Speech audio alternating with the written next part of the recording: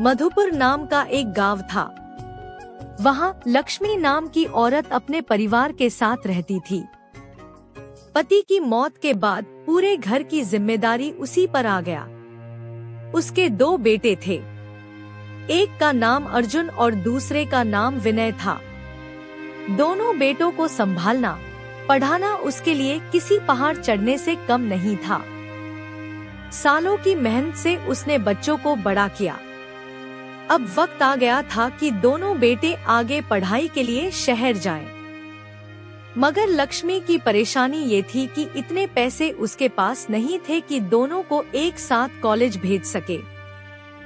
एक दिन वह अपने भाई रामेश्वर से बोली, भैया, अब बताइए क्या करो। अर्जुन और विनय दोनों ही पढ़ाई में अच्छे हैं।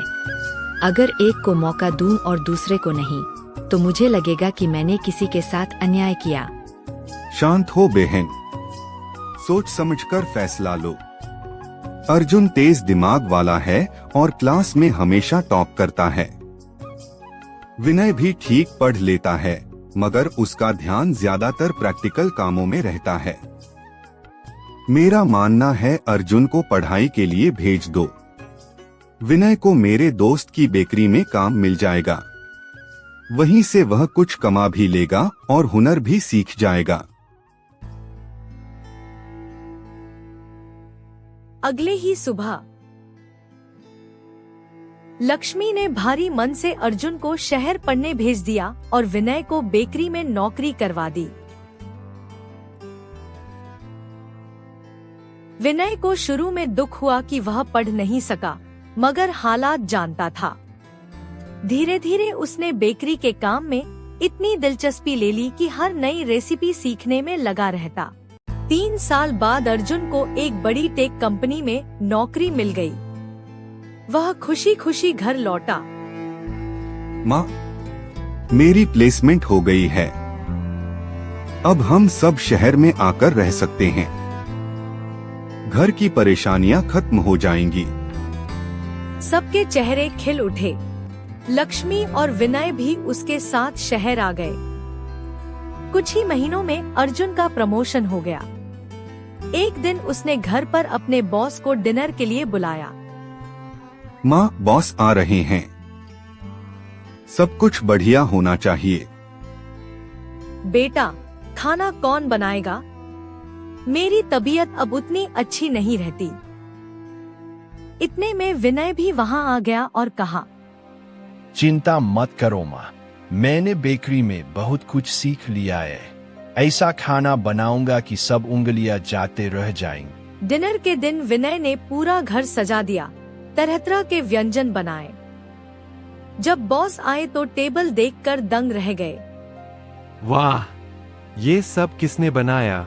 जी, मेरे छोटे भाई ने। वह गांव में बेकरी में काम करता था। बॉस ने खाना चखा और तारीफों के पुल बांध दिए।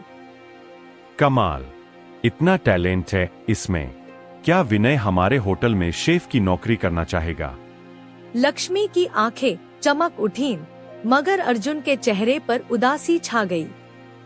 उसे बुरा लगा कि बॉस उसके भाई की ज्यादा तारीफ कर रहे हैं। अंदर ही अंदर ईर्ष्या जाग उठी। कुछ दिनों बाद होटल में ट्रायल के दौरान विनय ने एक डिश बनाई, chole bhature with Mexican twist. सबने खूब सराहा, लेकिन तभी एक साथी कर्मचारी बोला, सर, असल में नमक तेल का हिसाब बिगड़ा हुआ था। यह डिश उतनी परफेक्ट नहीं है। विनय हैरान रह गया। तभी बॉस मुस्कुराते हुए बोले, विनय, सच बताओ, यह गड़बड़ी अर्जुन ने करवाई थी। वह नहीं चाहता था कि तुम्हें मौका मिले, मगर मुझे तुम्हारी सच्चाई और टैलेंट पर शक नहीं है। ये सुनकर विनय स्तब्ध रह गया। उसके बाद विनय अपने घर जल्दी आ गया और आके अपने माँ को सारे बात बताया। और जैसे ही अर्जुन घर आया तो विनय ने पूछा, भैया, आपने ऐसा क्यों किया? अर्जुन ने भारी मन से विनय को कहा, मुझे डर था कि माँ का सारा गर्व तुझ पर चला जाएगा।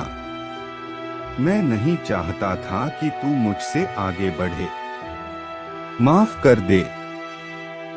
लक्ष्मी ने दोनों बेटों को प्यार से समझाया और कहा, बच्चों, सफलता बांटने से कम नहीं होती। घर का नाम तुम दोनों मिलकर रोशन करोगे। बॉस ने विनय को नौकरी दे दी। अर्जुन ने अपनी गलती मान ली और दोनों भाई फिर से हंसी खुशी रहने लगे।